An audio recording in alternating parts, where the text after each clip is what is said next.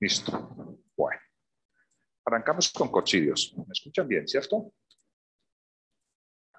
Sí, señor. Sí, señor.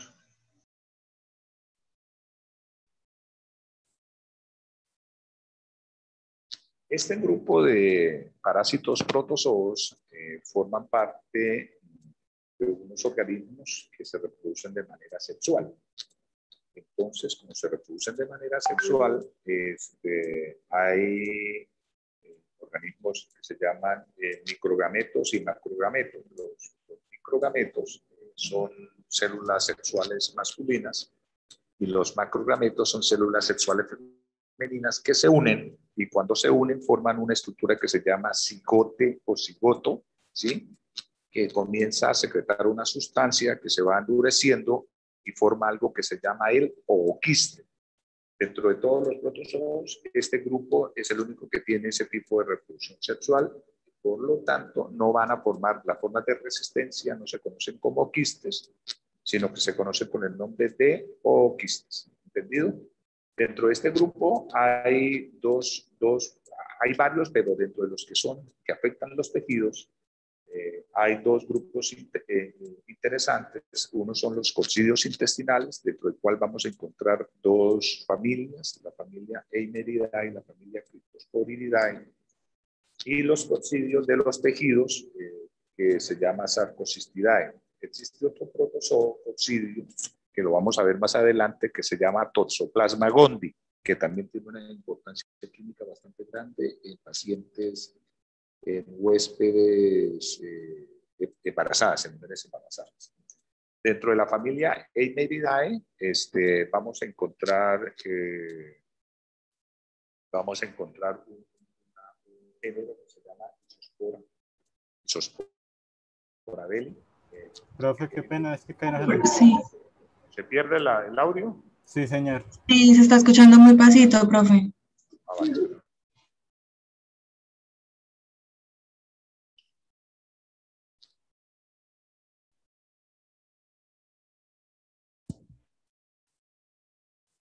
A ver. Y dentro de la familia Cryptosporidae, yo creo que está el que más nos interesa, que es Cryptosporidium parvum o Cryptosporidium muris. Es un coccidio de un interés clínico bastante alto en pacientes inmunosuprimidos, en pacientes VIH. Cryptosporidium es un parásito, por así decirlo, letal. Causa una tasa de mortalidad en este tipo de pacientes bastante grande.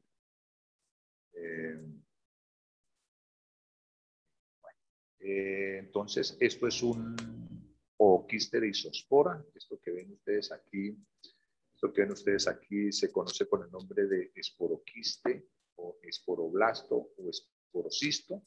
Esto apenas sale al medio exterior, comienza a madurar y se divide y va a formar esto, ¿sí? Que son dos esporoquistes que se dividen con que van a formar 4 esporozoitos. Es decir, por cada ooquiste que salga en esta especie, esta es la especie de isospora, por cada ooquiste que salga se va a formar un ooquiste que contiene 4 esporozoitos, que son los que van a formar los trofozoitos. Es decir, por cada uno se originan 4 parásitos.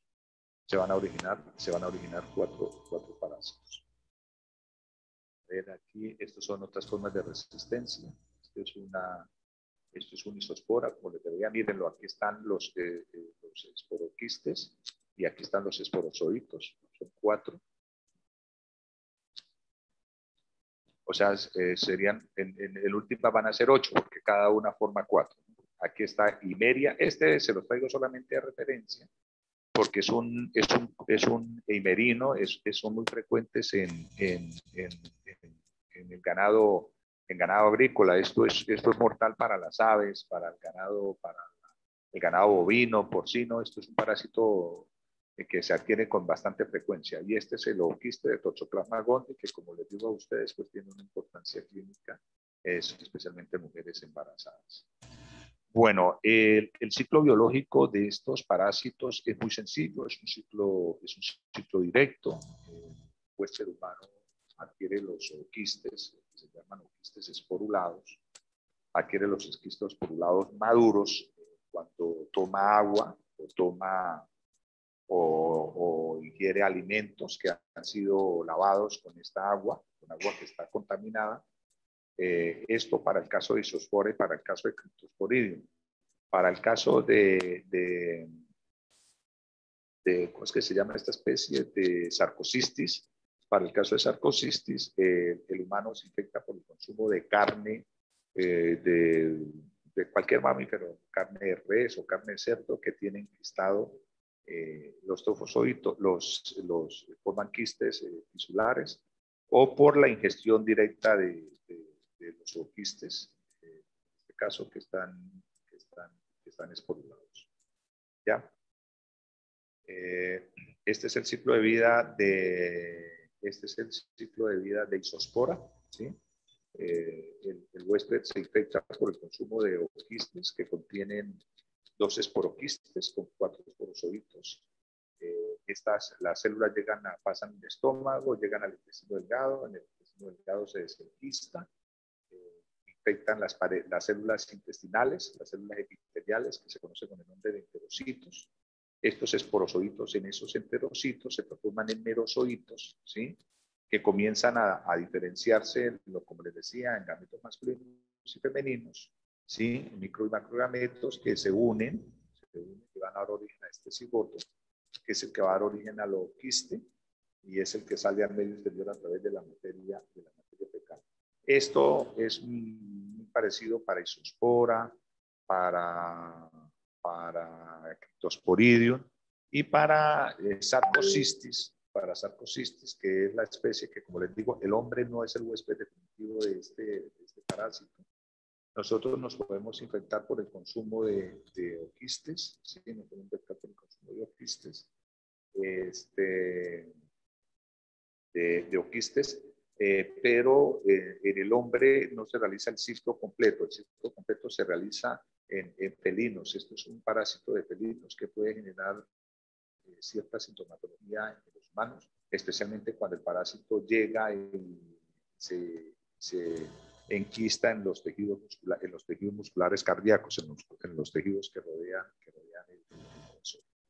Bueno, ya dentro del primer grupo, que es las isosporas, la enfermedad se conoce como isosporidiosis. Es una enfermedad de un curso no tan grave, puede tomar cierta importancia clínica en pacientes inmunosuprimidos, ¿sí? En pacientes que tengan un compromiso de su sistema inmune, que estén inmunocomprometidos, puede generar clínica casi siempre asociada a diarrea. Son pacientes con mucha diarrea, malabsorción, anorexia, con una complicación que puede producir inflamación del intestino, ¿sí? Hay una inflamación del intestino.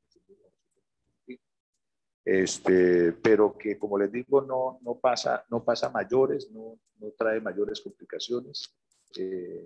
Casi siempre va a ser de curso asintomático, solamente se genera sintomatología en pacientes que tengan algún compromiso de su sistema inmune.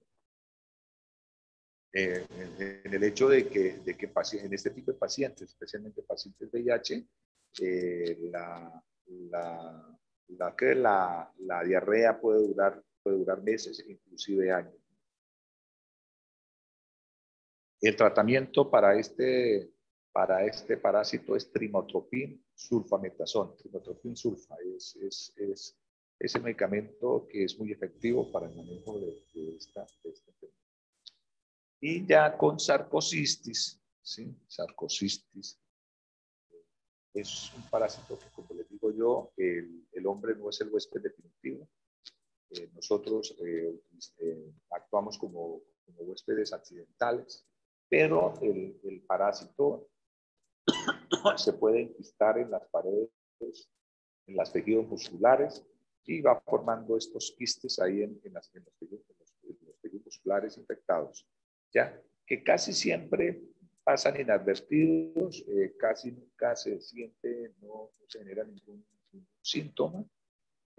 Pueden generarse algunos dolores y edemas, pero sin mayores complicaciones. Solamente puede presentarse alguna complicación y alguna sintomatología que puede tornarse grave cuando el parásito se infecta los tejidos que rodean el corazón, como les decía en su inicio, cardio y el músculo estriado. Pero el resto no pasa a mayores. Los humanos se infectan por el consumo de troquistes o por el consumo de carne cruda que contengan estos quistes. Un momento que voy a buscar algo.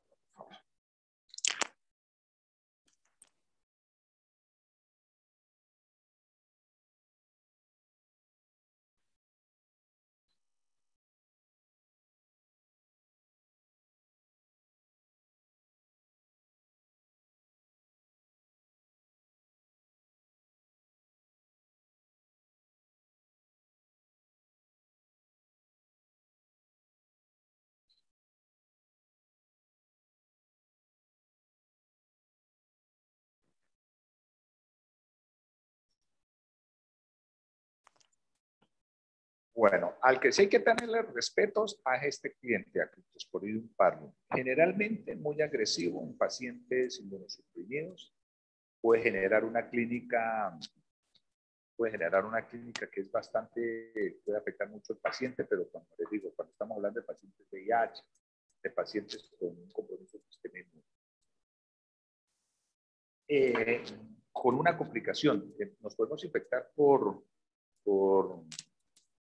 Cryptosporidium parvum, que es el parásito que es de los humanos, o por Cryptosporidium muris, que es un Cryptosporidium de los ratones.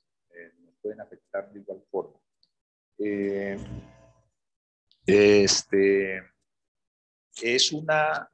La criptosporidiasis es una enfermedad que generalmente pasaba inadvertida. Es una enfermedad que nunca se hablaba de ella, solamente cogió importancia. ¿Cuándo creen ustedes que cogió importancia esta enfermedad?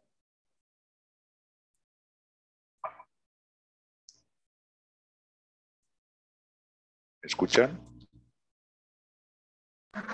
Sí, señor. ¿Cuándo creen que se volvió importante o relevante este parásito?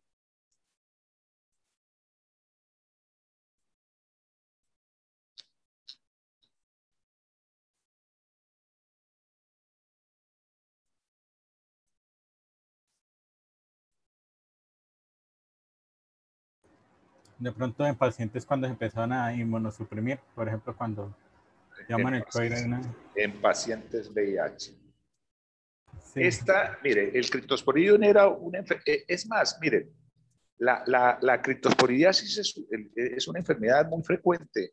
Y yo estoy seguro y les aseguro que si nos hacen una prueba serológica para Cryptosporidium, podemos salir vamos a salir todos con antígenos de Cryptosporidium porque es fijo que en algún momento nos infectamos. Es un parásito muy pequeño, la forma de resistencia mide 4 micras. Los sistemas de tratamiento de agua, si no se utiliza ozono para purificar el agua, no sirven. Es un parásito muy pequeño, por lo tanto, los sistemas de tratamiento que van con filtros y todo este tema no funcionan muy bien. El cloro tampoco es que le haga mucho daño, ¿sí? Entonces es un parásito muy resistente que por su tamaño es muy fácil que llegue que pase las plantas de tratamiento y nos llegue y tomemos agua de la llave y el agua esté contaminada con estas formas de resistencia de este parásito. ¿Qué pasa? Que es una enfermedad muy antigua, el Cryptosporidium es un parásito muy antiguo que ha coevolucionado con el hombre, por lo tanto el hombre lo conoce muy bien. Es un parásito que tiene una muy buena relación con el hombre porque son amigos desde hace mucho rato. Pero cuando comenzaron a aparecer los pacientes inmunosuprimidos y cuando comenzó a aumentar el número de casos de pacientes VIH, pues esta enfermedad comenzó a tener relevancia porque en pacientes inmunosuprimidos es letal. A un paciente VIH el Cryptosporidium lo puede matar por pérdida de electrolitos. Casi todos los pacientes mueren por deshidratación. Entonces, es una enfermedad que adquirió mucha relevancia a partir de la aparición de estas enfermedades autoinmunes, especialmente de enfermedades VIH. Si ustedes miran los reportes de esta enfermedad, poco se habla de él, poco se habla de este parásito. Ya a partir de los años, eso fue como de los 70, 60 hacia adelante, que comenzaron a aparecer los pacientes VIH. Entonces se comenzó a hablar de esta enfermedad. Los esporoquistes, los esporozoitos llegan a las células intestinales, a los enterocitos, se transforman en trofozoitos. Estos trofozoitos en merozoitos, ya les explico el cuadro. Y estos merozoitos en gametocitos masculinos y femeninos que se transforman en un cigote o cigoto, y eso va a dar origen a un oquiste, que son dos tipos de oquistes, de pared gruesa y delgada. Ya lo vemos con este cuadro.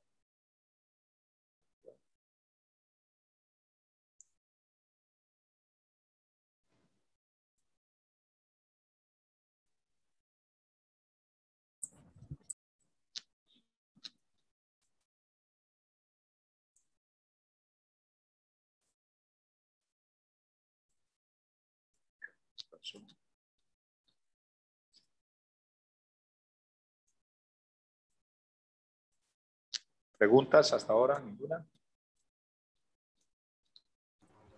No, no, señor. Bueno, miren. Este es el ciclo del parásito. Nosotros nos infectamos cuando tomamos, generalmente en agua. Es muy frecuente, como ven ustedes aquí, las personas que se infecten en piscinas, y en esto porque el parásito es resistente al cloro. La persona se infecta por consumir agua o por consumir frutas o verduras que fueron lavadas con agua contaminada. El parásito atraviesa las paredes intestinales, el estómago. Por cambio de pH recibe la información de desenquistarse y se abre en el intestino delgado. Y en el intestino delgado aparece esto que está aquí, que es el oquiste con 8 esporozoitos. Los esporozoitos llegan a las células intestinales, llegan aquí a las células intestinales.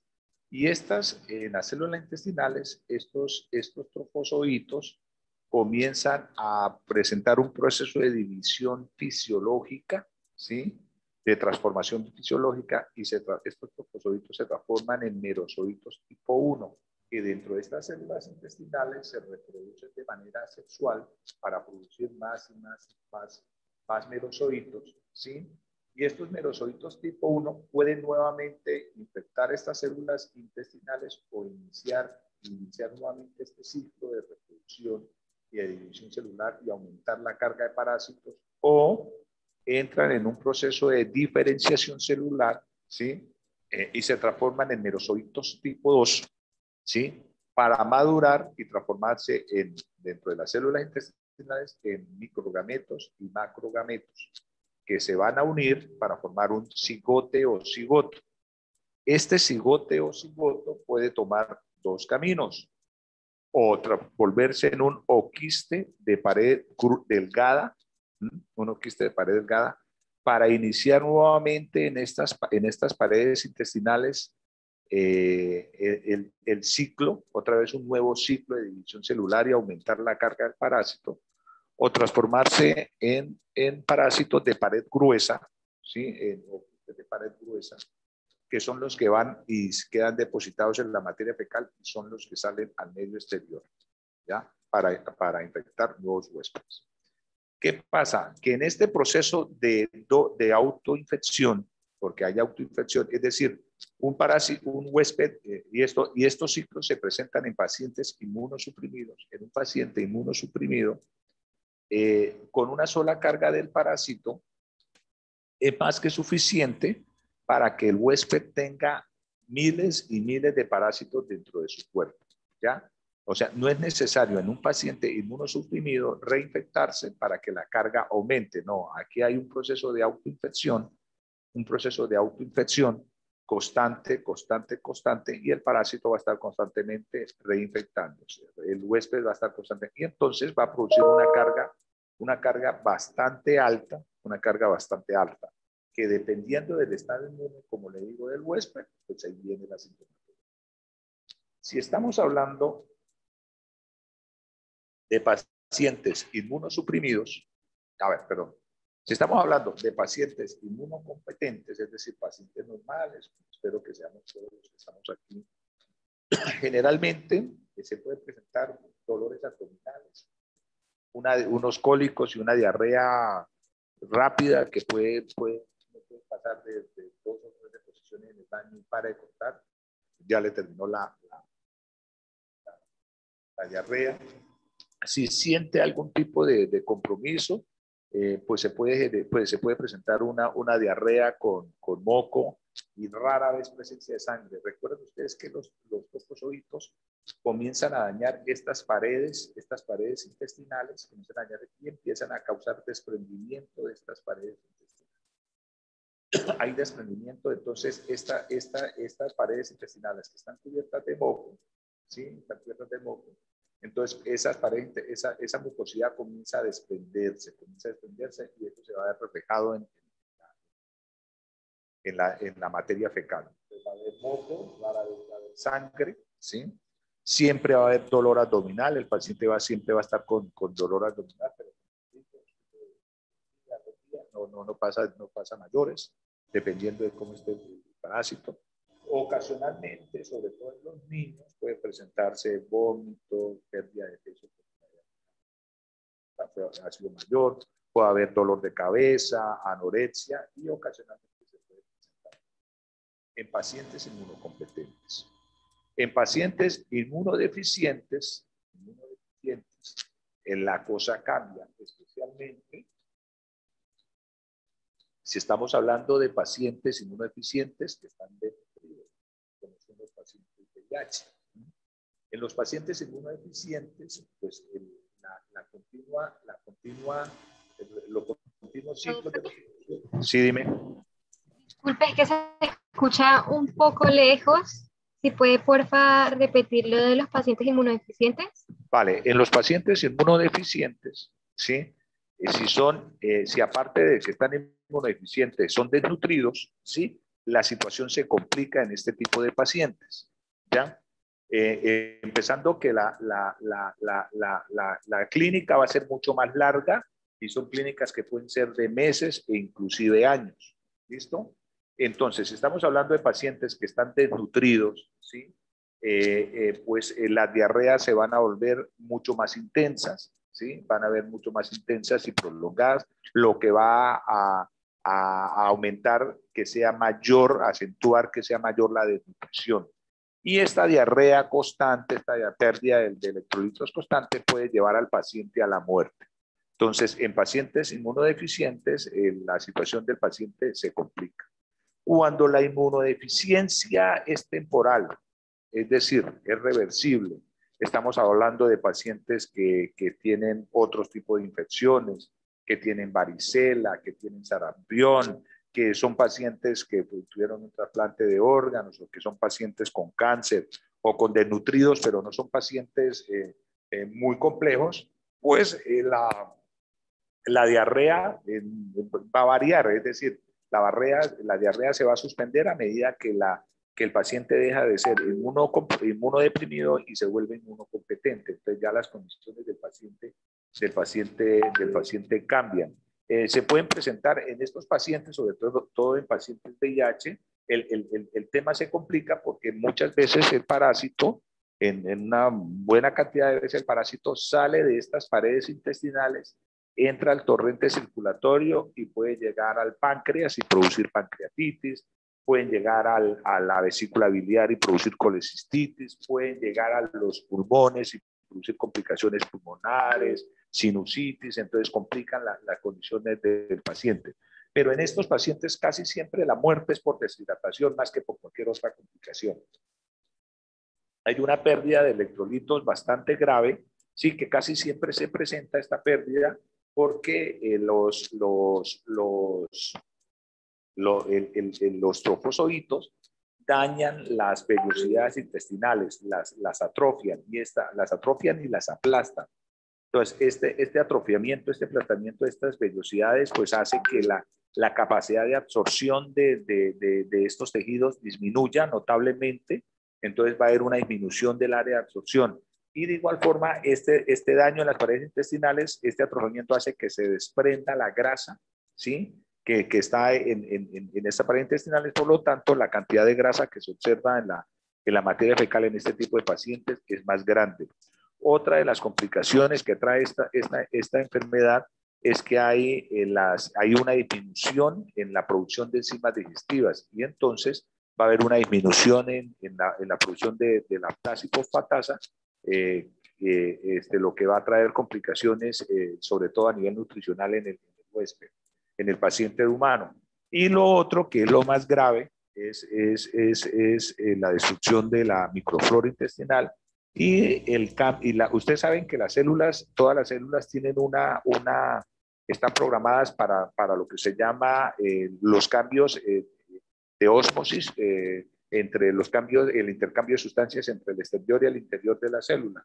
Esta circunstancia, por los daños que se producen en las paredes de las células, esta circunstancia cambia y van a haber cambios en la presión osmótica de la pared intestinal, lo que hace que las células pierdan la capacidad de retener agua y entonces liberen más agua, no sea capaz de retener esa agua y estén liberando grandes cantidades de líquido a través de la luz intestinal, por lo que hace que estas arreas sean más líquidas, estas diarreas son más constantes y sea un tema constante que hace que lleve a la pérdida de electrolitos y a la muerte del paciente por deshidratación.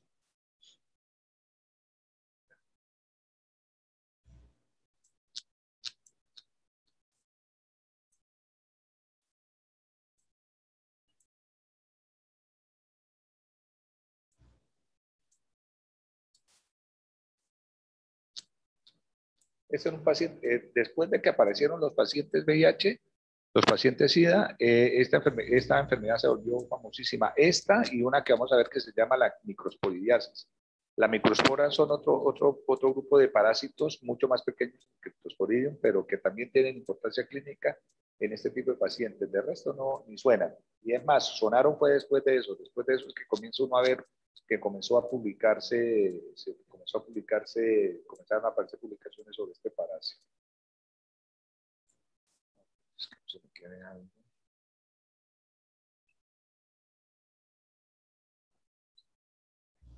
Esto que ven ustedes aquí es una fotografía, es un parásito muy pequeño, realmente para el diagnóstico clínico, el diagnóstico microbiológico, el diagnóstico por laboratorio del parásito, realmente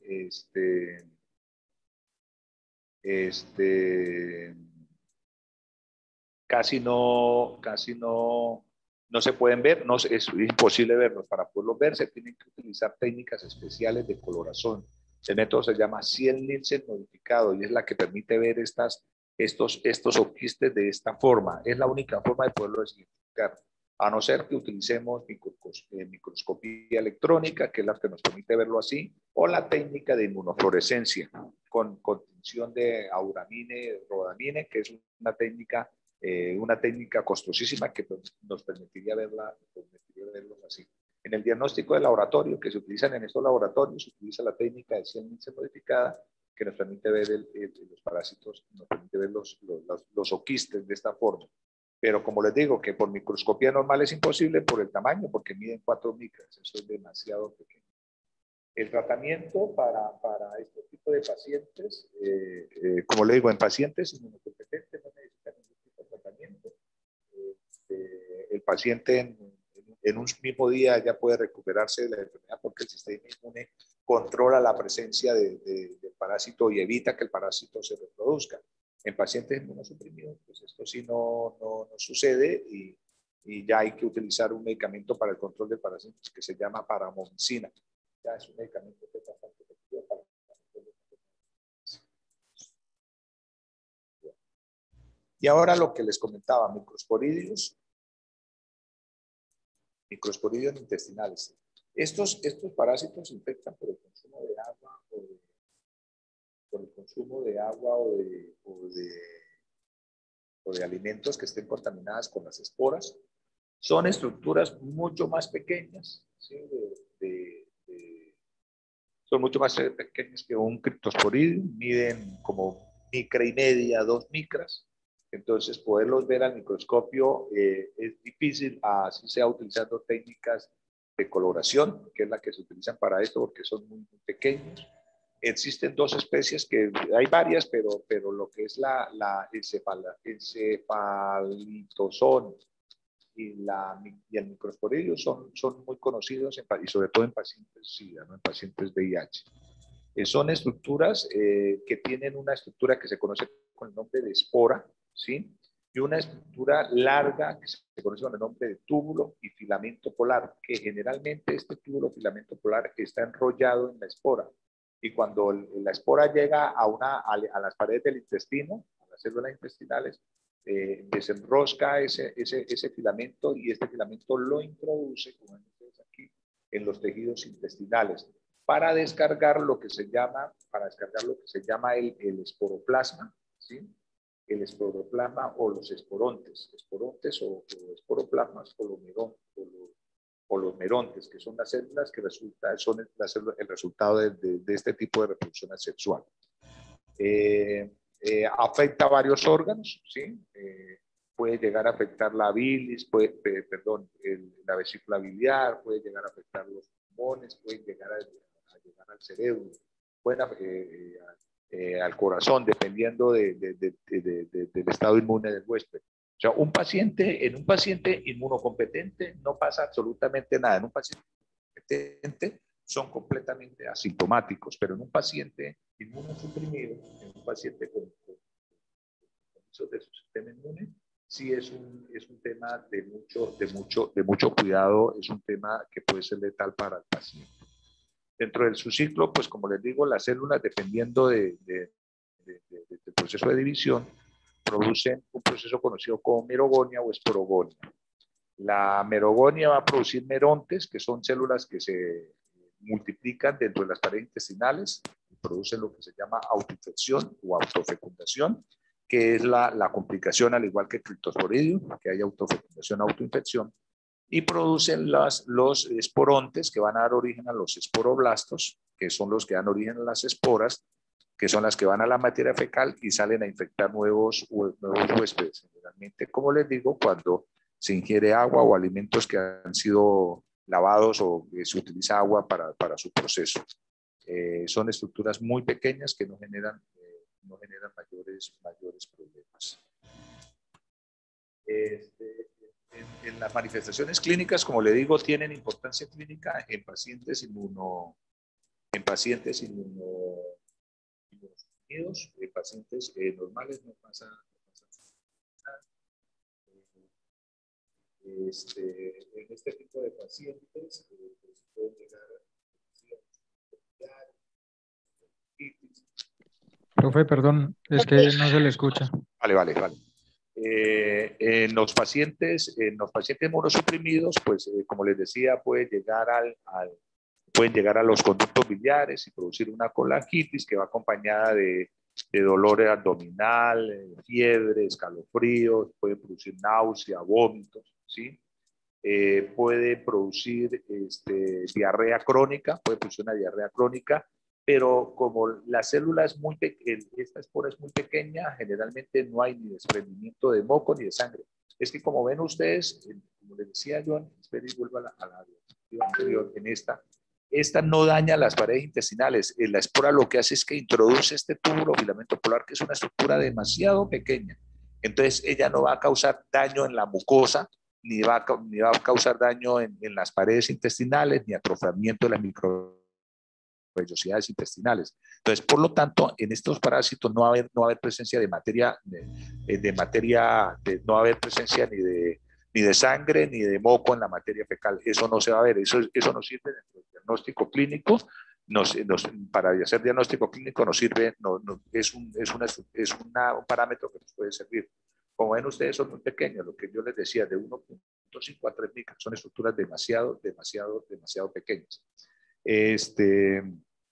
Lo que les decía, hay malabsorción, sin moco ni sangre,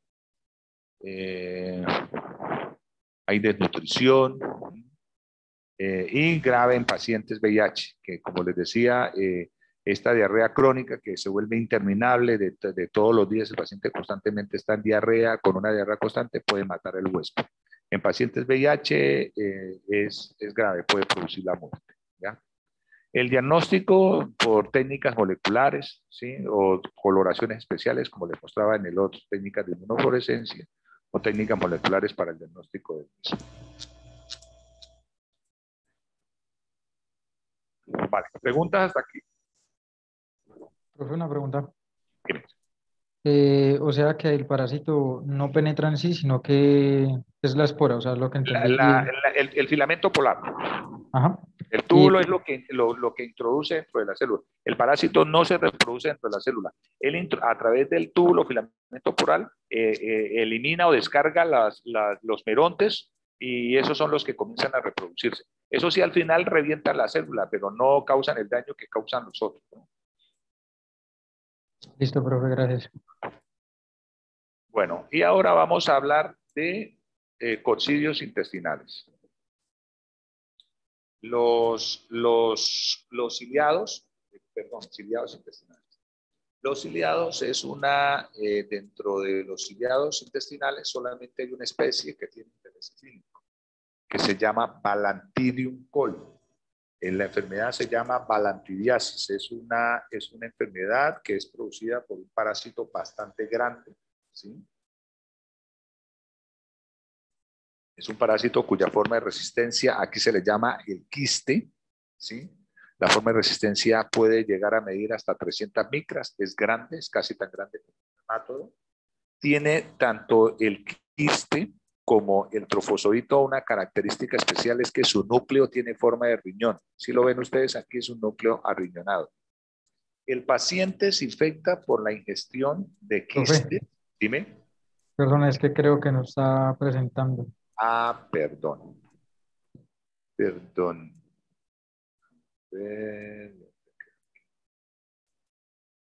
Señor. Ahora sí, ¿cierto? Sí, señor.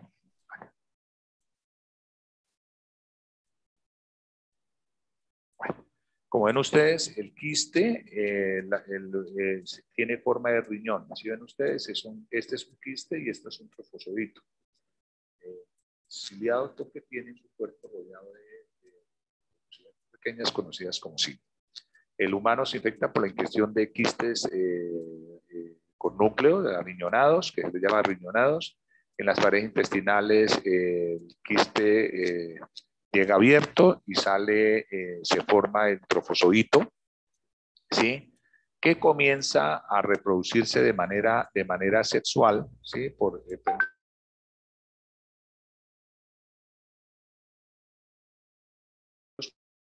Pues van adquiriendo, se van reproduciendo y van de esta manera y van aumentando el número de formas parásitas dentro de la estructura.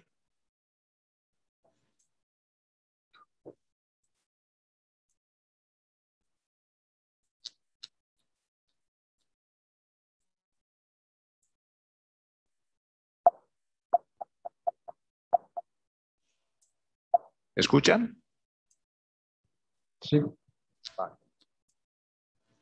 Bueno, esto es un trofozoito. Si ven ustedes el núcleo en forma de riñón, las microvellosidades, y este es un quiste. Es una forma de resistencia que, como les digo, es grande, puede llegar a medir, el trofozoito puede llegar a medir hasta 300 micras, casi como un hemato, entonces son estructuras bastante grandes.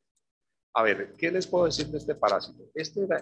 Aquí hay una zoonosis parasitaria. Era un parásito que no era de los humanos, era un parásito que es un parásito del cerdo. Y los humanos, en su continua interacción con los cerdos, pues fueron adquiriendo este parásito y se volvió un parásito de los humanos. Pero casi siempre la infección en los humanos, o los humanos que se infectan, casi siempre son personas que interactúan con cerdos. Esto es, son personas que crían cerdos o son personas que son carniceros, que matan cerdos y manejan todo este tema de carne de cerdo.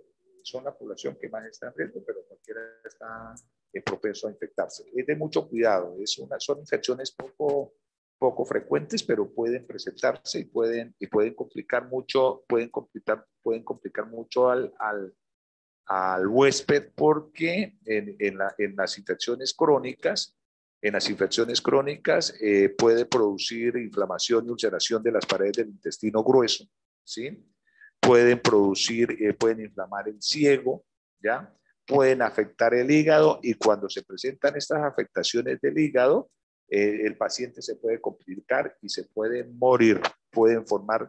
¿Se acuerdan ustedes que yo les decía que se formaban abscesos hepáticos cuando hablamos de entamoeba histolítica? Aquí pasa exactamente lo mismo, se pueden formar abscesos hepáticos muy parecidos a los abscesos que se forman por las amebas. Entonces, esto puede traer complicaciones bastante graves. En cuanto a la clínica, hay una buena cantidad de pacientes que pasan asintomáticos sin ningún tipo de clínica. Si se genera clínica, pueden presentarse infecciones que son agudas, que se caracterizan por diarreas que no son muy constantes. Hay tenesmo, náusea, dolores abdominales y unas características clínicas que pueden confundir la clínica como si estuviéramos hablando de una disentería mediana, como si estuviéramos hablando de una infección por amebas, ¿ya? Entonces hay que tener cuidado con ese tema. En los pacientes crónicos, la diarrea ya es más constante, es más larga, es más duradera, y lo que decía, se pueden presentar complicaciones porque puede haber colitis, puede haber disenteria, ¿sí? Y las afectaciones del hígado que, como les digo yo, pueden producir complicaciones en el hueso.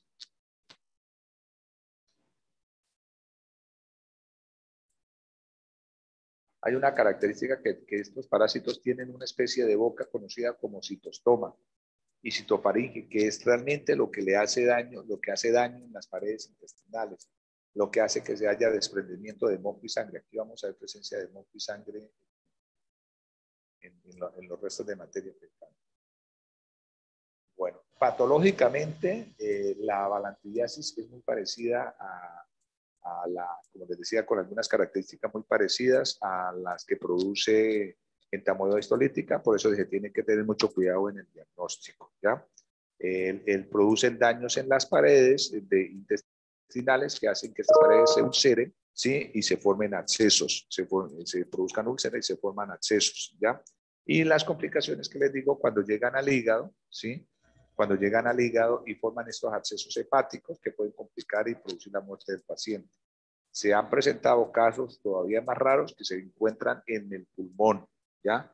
Viajan a través del torrente circulatorio y pueden llegar a los pulmones y producir este tipo de complicación en los pulmones. Pero son casos excepcionales. ¿Listo? Entonces, es un parásito de cuidado, es un parásito de tenerle cuidado porque puede producir la muerte del huésped si no se le da el manejo adecuado. Farmacológicamente,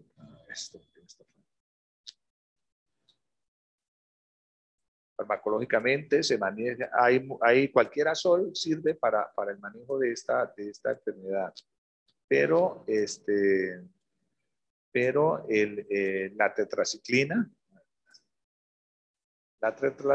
es el medicamento que más se utiliza para el control del parásito.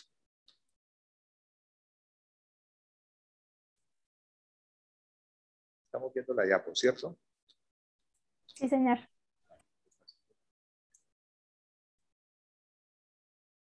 Bueno, y por último, vamos a hablar de un parásito que entra dentro del parcial que tenemos.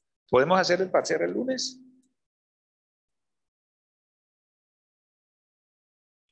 El lunes, profe. de Semana Santa. ¿El lunes después o en Semana Santa, profe? No, el lunes después de Semana Santa. Si quieren lo podemos hacer en Semana Santa. Sí, ¿Pero a qué hora, profe? No, a la hora que quieran, estamos desocupados. Si no, pues lo hacemos después de Semana Santa. Si hay alguno que va para la playa, no le quiero dañar el viajecito. Después de Semana Santa. Sería mejor después de Semana Santa, sí. Después, profe. Bueno, ¿quién va para la costa? Se le va a dañar porque van a cerrar Barranquilla y Santa Cruz. Que no tengan mucha ilusión.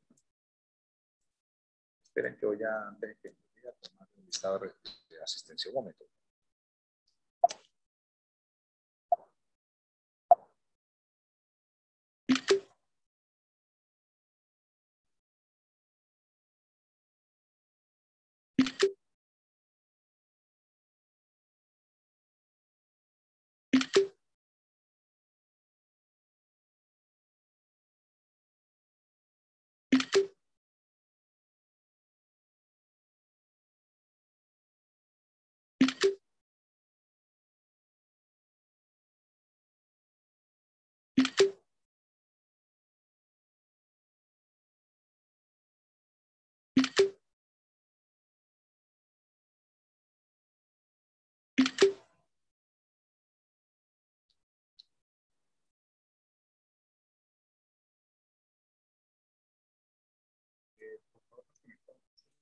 Para tomar la asistencia a la cámara.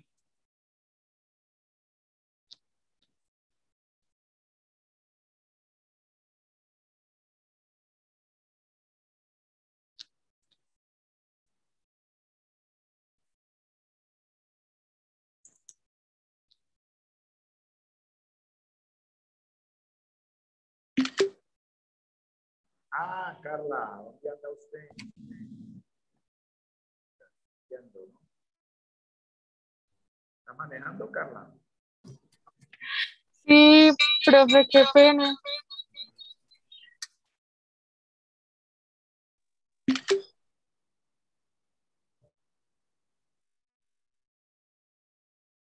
Conectado a la cámara, los descartes la asistencia.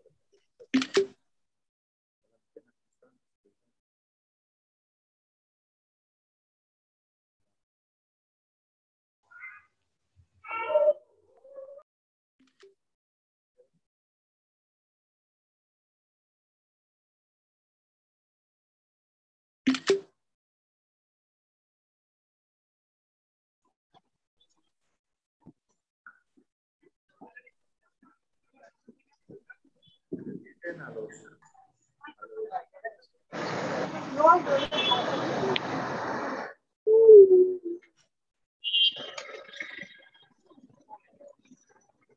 entonces el parcial lo dejamos para eliminamos fecha, lo dejamos para lo dejamos para el 5 de abril. Lo podemos hacer el lunes. Profe, se le escucha muy bajo. El parcial lo podemos hacer el 5 de abril, el lunes, o lo hacemos el martes 6. Profe, mejor el martes. Martes a esta hora. Sí, el martes. Sí, mejor, profe. Espera un momento. Sí, profe, mejor. Espera un momento y lo programo.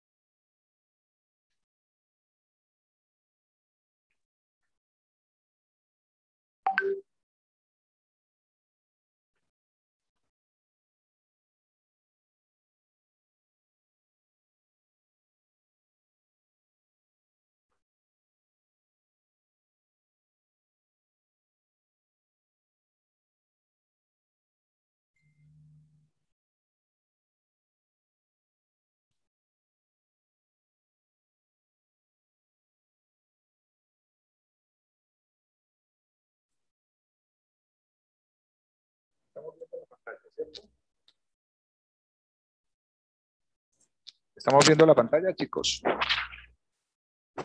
Sí, señor. Bueno. Sí, profe. Esta es una enfermedad, es una enfermedad parasitaria que no se adquiere por el consumo de agua y alimentos ni nada por el estilo. Es una enfermedad que afecta el tracto urinario.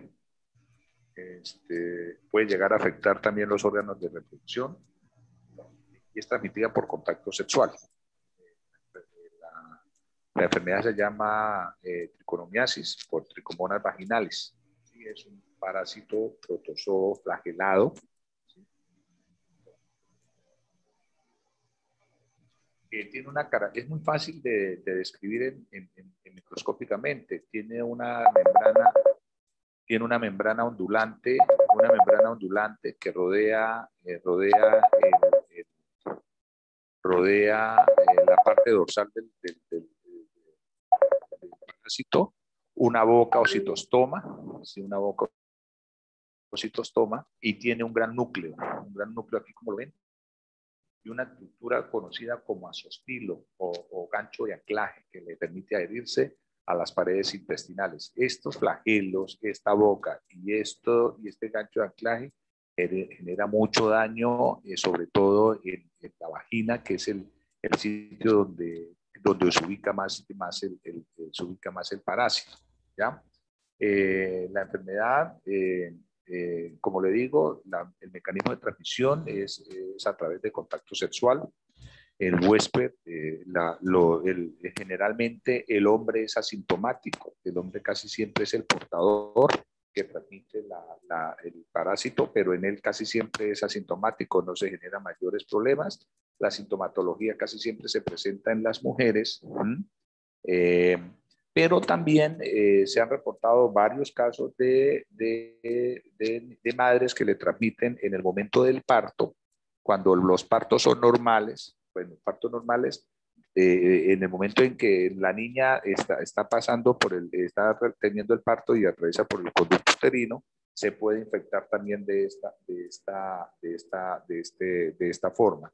Pero los mecanismos de transmisión es por contacto sexual, por el uso de juguetes sexuales. Estamos hablando de parejas homosexuales, de mujeres que tienen masturbación mutua, comienzan a tocarse la vagina y luego tocan a su compañera y le van pasando restos de flujo vaginal con estas formas parásitas, o parejas que utilizan juguetes sexuales, vibradores y todo este tema, y lo utilizan y luego lo utiliza la pareja. Entonces, a través de estos juguetes sexuales también se pueden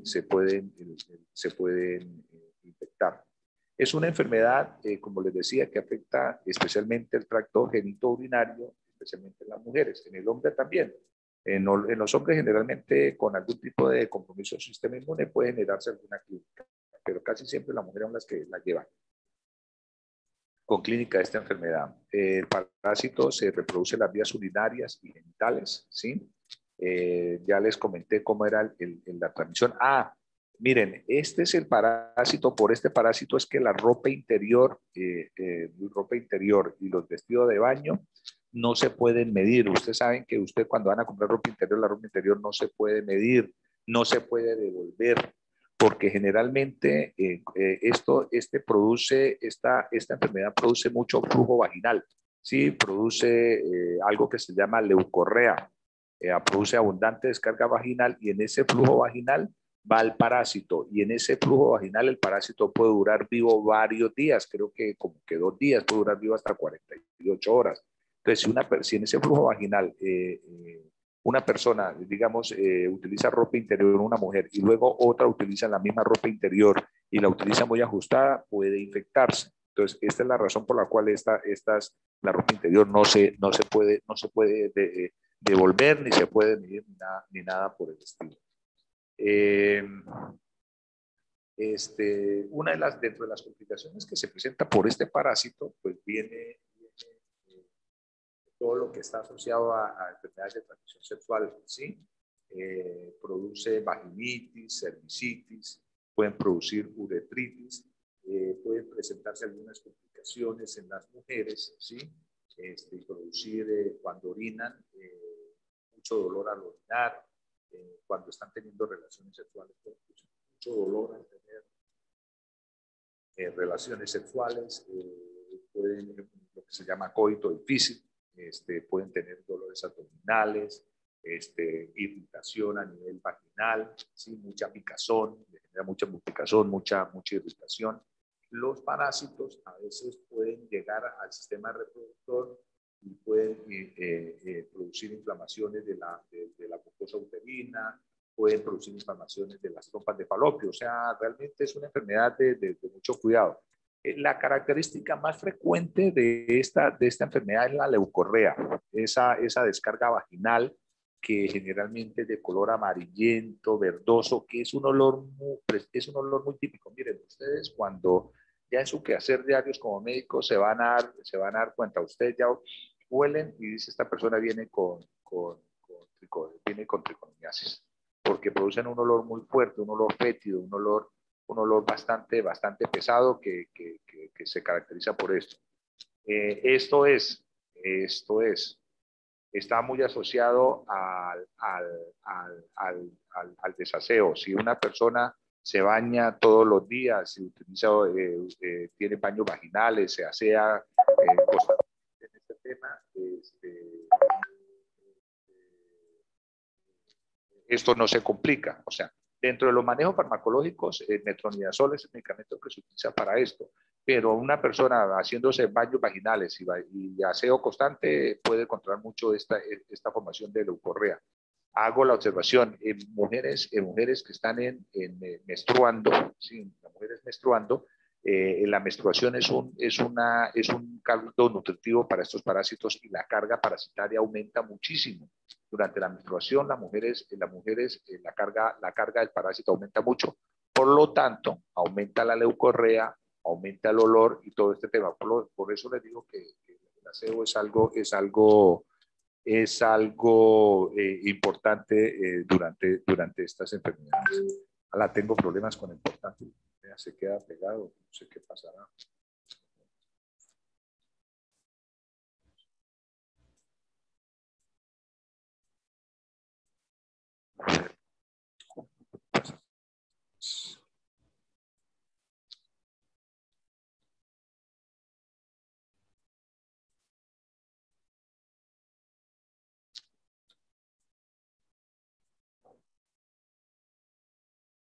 Bueno. Se me olvidaba. No existe formas de resistencia en este parásito. No se conocen formas de resistencia. Solamente se conocen los trofozoitos. Pero estos trofozoitos están rodeados de una sustancia quitinosa, ¿sí? Que lo hace resistente. Tan resistente que pueden vivir en las secreciones vaginales durante 48 horas, pueden vivir en la orina durante 3 horas, pueden vivir en el semen, dentro del semen, que es una sustancia bastante ácida, hasta por 6 horas. Entonces,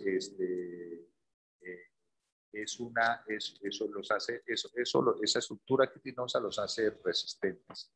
Lo que les comentaba, se transmiten de manera sexual, por juguetes sexuales o masturbación. Lo que les decía, miren, en la ropa húmeda pueden durar hasta 24 horas. O sea, son estructuras bastante resistentes.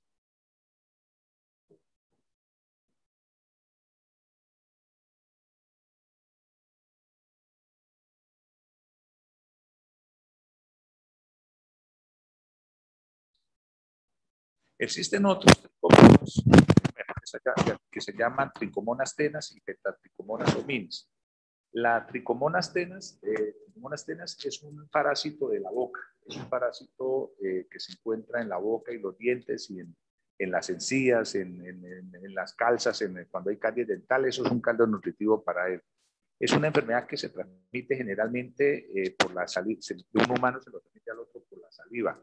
Entonces, un besito, o de un beso apasionado, esos donde hay transmisión de saliva constantemente, puede transmitir el parásito. Usted estar comiéndose una colombina o una chupeta de esas y pasársela a otra persona, le puede transmitir. Morder una manzana y luego pasársela a otra, donde haya contacto con la saliva se transmite, ¿ya? En términos generales son muy asintomáticas, son apatógenos. Pueden generar, en tricomonas tenas puede generarse mal aliento, es casi siempre la mala complicación.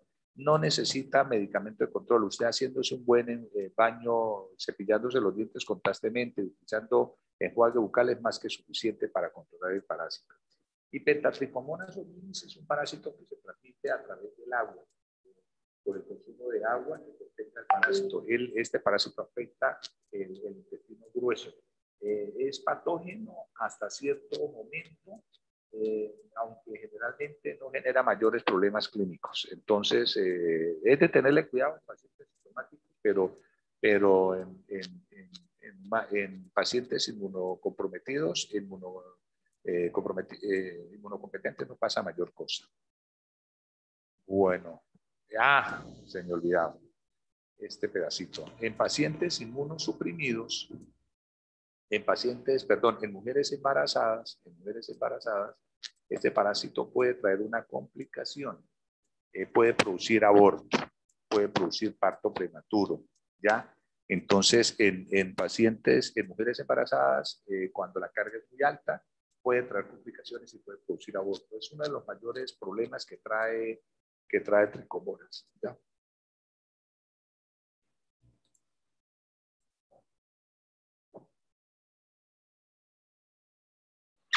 Bueno, los síntomas dependen de la carga del parásito PH.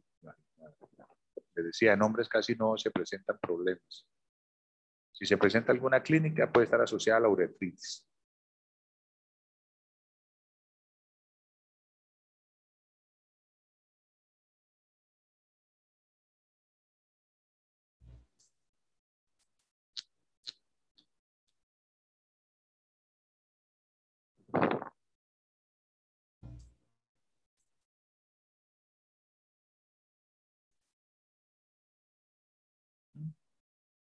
Estos son otros parásitos comensales que podemos encontrar que son flagelados. Una es Retroctomonas intestinales, que es un parásito comensal que vive en el hombre, pero que no genera sintomatología. Enteromonas hominis es otro no patógeno que está en el intestino y que puede tener algún tipo de problema, pero no mayores problemas. Generalmente son asintomáticos. Y el otro es Chiromastis menili, ¿sí? Ese es mucho más frecuente, es este. El quiste tiene forma de riñón o de perita. Tienen una gran vacuola, como ven ustedes acá, tanto en el quiste como en el trofozoito. Son asintomáticos, solamente en pacientes inmunosuprimidos pueden tener algún tipo de clínica, pero no de mayor importancia. Para todos los casos, como les decía, el metronidazol es el medicamento de control. ¿Preguntas?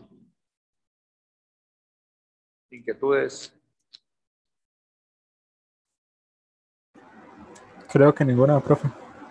Bueno, listo. Entonces, nos vemos el próximo martes en la hora del parcial. ¿Entendido? Listo, profe, sí, señor. Muchas gracias. Vale, no, a ustedes, muchas gracias. Gracias.